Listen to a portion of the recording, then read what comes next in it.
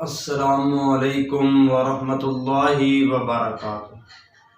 آپ دیکھ رہے ہیں ہمارا یوٹیوب چینل اختیار دارالعلاج۔ میں آپ کا میزبان حکیم محمد اسرار سرگودا پنجاب پاکستان سے آپ سے مخاطب ہوں۔ ویڈیو شروع کرنے سے پہلے آپ سے گزارش ہے کہ اگر آپ نے ابھی تک ہمارے یوٹیوب چینل کو سبسکرائب نہیں کیا تو پہلے سبسکرائب کر دیں اور ساتھ پر لگے بیل آئیکن کو دبا دیں تاکہ ہماری تمام نئی آنے والی ویڈیو آپ کو بر وقت مل سکے۔ آج میں کثرت پیشاب کے متعلق بات کر رہا ہوں، یعنی پیشاب جو اس کے بار بار آنے کے متعلق بات کر رہا ہوں۔ یہ جو علامت یا مرض ہے یہ بزرگوں اور چھوٹے بچوں میں زیادہ پائی جاتی ہے، کیونکہ آج کل سردی کا موسم ہے اور بزرگ جو ہیں وہ بار بار پیشاب کرتے ہیں۔ وہ رات کو بھی 1-2 دفعہ اٹھنا پڑتا ہے اور تھوڑا تھوڑا آتا ہے، بعض کو تو زیادہ آتا ہے۔ بچے بھی اس مرض میں مبتلا ہوتے ہیں کہ وہ بھی بار بار پیشاب جو ہے قطرہ قطرہ کرتے ہی رہتے ہیں، ابھی کیا پھر کر دیا، 2 منٹ نہیں گزرتے تو پھر کر دیتے۔ کیونکہ یہ مرض جو ہے اس کو پہلے قانون مفرد اعضاء میں سمجھنا ضروری ہے۔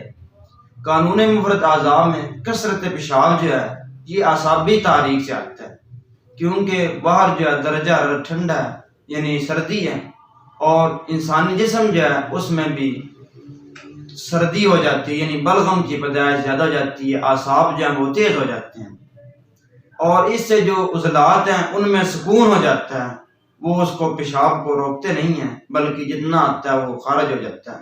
مریض جو ہے تھوڑا تھوڑا پیشاب بار بار باتھ روم میں کرنے جاتا ہے، اس لیے اور جگر جو ہے اس میں تحلیل ہو چکی ہوتی ہے، اس لیے ہم کو سب سے پہلے جو ہے اس کو عضلات کو تحریک میں لانا ہوگا، یعنی عضلات جو ان کو طاقتور بنائیں کہ وہ پیشاب جو اس کو روکیں، اس کو کنٹرول کریں۔ اس میں جو مریض ہے اس کی جسمانی جو رنگت ہوتی ہے وہ سفید ہو جاتی ہے، بلڈ پریشر وہ بھی لو ہو جاتا ہے، اور اس کے علاوہ مریض کا جو منہ کا ذائقہ ہے وہ بھی میٹھا ہوتا ہے، اور پیشاب جو ہے وہ بھی سفید آتا ہے۔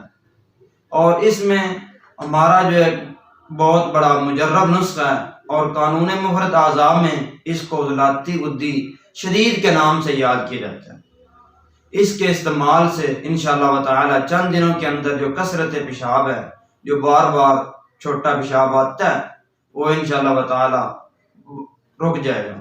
نسخہ سن لیں، بہت ہی آسان ہے، ہر پنسار سے عام چیزیں ہیں، مل جائیں گی آپ کو، بنائیں انشاءاللہ تعالی چند دنوں کے اندر جو ہے پیشاب جو ہے وہ ٹھیک ہو جائے گا۔